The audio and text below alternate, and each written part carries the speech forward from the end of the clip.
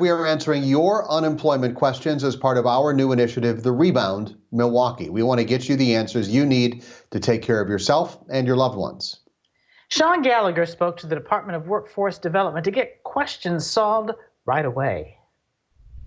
With over 400,000 people filing for unemployment in the state, we know many of you had questions. So we held a Q&A with those in charge of the state's employment assistance programs, the Department of Workforce Development, otherwise known as the DWD. Even back in 2008, we didn't have even half of that number. This is like nothing the DWD has seen before. Our conversation was only half an hour, but questions flooded into our Facebook Live. More than 500 comments of people pleading for help.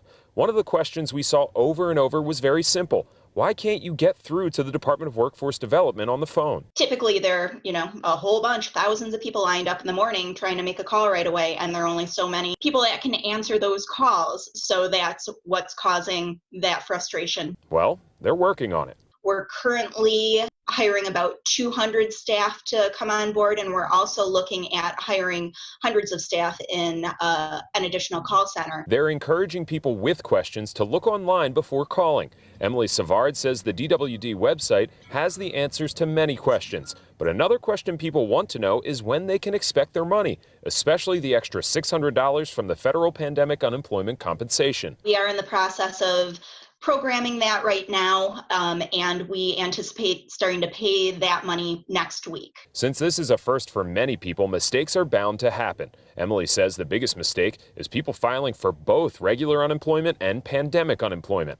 Pandemic unemployment assistance is only for people who do not qualify for regular unemployment insurance. And if you had those two applications going, then that will just create more of a workload, slow things down. Emily says people who have been approved will receive back pay for any week that they applied. And while you don't have to continue searching for jobs right now, she does say you need to make sure you file every single week.